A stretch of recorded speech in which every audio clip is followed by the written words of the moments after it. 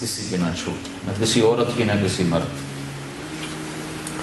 اور نماز میں اللہ کا ایک مطالبہ ہے کہ جب نماز پڑھو تو اور میں ہوں اور کوئی نہ۔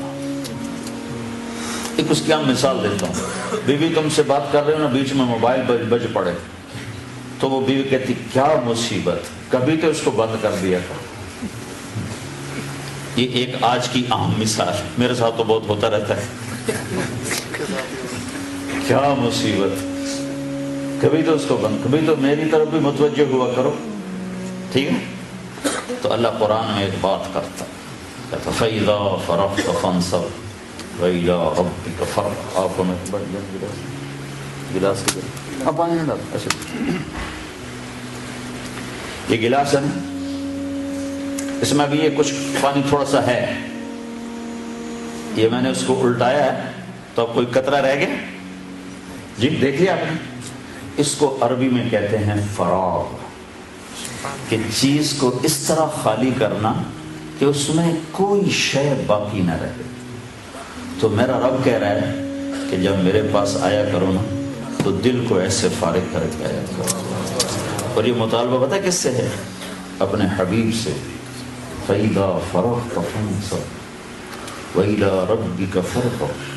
تو اس پر علماء لکھتے ہیں کہ اللہ کے نبی کے دل میں کیا تھا جس کو اللہ کہہ رہا ہے فارغ ہو گیا؟ نہ دنیا تھی، نہ چیزیں تھیں، نہ بیویاں تھیں، نہ اولاد تھی، سوائے اللہ کے کچھ تھا نہیں۔ تو پھر اللہ اپنے نبی سے کہہ رہا دل فارغ کر کے آ۔ تو علماء لکھتے ہیں کہ اللہ کے نبی میں ایک غم تھا، انسانیت کی ہدایت، جس پر آپ روتے تھے، کڑتے تھے، لعلک باخع نفسک الا یکونوا مؤمنین۔ تو میں اس رب کی قربانی کہ میرے حبیب غم کھا انسانیت کا، جتنا کھانا کھا، جب میرے پاس آئے کر تو وہ بھی نکال دیا کر، بس تو اور میں، بس تو اور میں، اور کوئی نہیں ہونا چاہیے۔ تو ایک بہت بڑا طبقہ تو نماز پڑھتا ہی نہیں ہے، لیکن جو پڑھتے ہیں نا ان کو نماز بنانے کا کبھی شوق نہیں۔ عورت کو یہ شوق تھا کہ میرے گھر ڈیکوریٹ ایسا ایسا ایسا اس میں گلدستہ پڑا ہو، ایسا ٹیبل ہو، ایسا صوفہ ہو، ایسی میز ہو، میرا کپڑا ایسا ہو، آپ بھی کہتے ہو گاڑی ایسی ہو، دفتر ایسا ہو۔ میرا رب بھی تو کہتا ہے، ایک حدیث ساتھ اور جوڑ دو، یا ابن آدم کم تتزین للناس فہل تزینت لاجلی، میرا بندہ تو لوگوں کے لیے کتنا بن سمر کے نکلتا ہے، کبھی میرے لیے بھی تو بن سمر کے ہے۔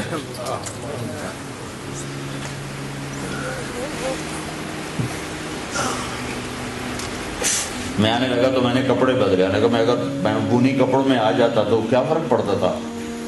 آپ نے طارق جمیل کو سننا تھا نا کہ اس کے کپڑوں کو، لیکن آدمی کے لاشعور میں ہوتا ہے بھائی لوگوں کو سے ملنا ہے، صاف ستھرے کپڑے پہن کے ہوں، تو اللہ یہ گلہ کر رہا ہے کہ میرا بندہ، میری بندی لوگوں کے لیے تو اتنا بنتا سمر، اگر میرے لیے بھی تو بند سمر گیا۔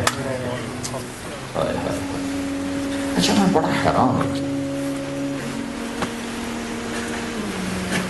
پتا پتا میرے رب کی تسبیح اور نماز پڑھتا ہے،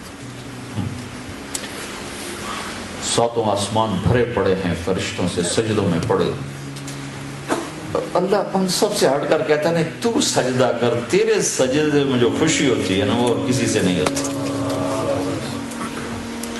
جب تو دھرتی پہ سر رکھ کے کہتا ہے سبحان ربی الاعلی، تو میں خوش ہو جاتا ہوں۔ تو ہر مرد عورت سے کیا مطالبہ ہے؟ ایسی نماز پڑھو کہ دل خالی ہو۔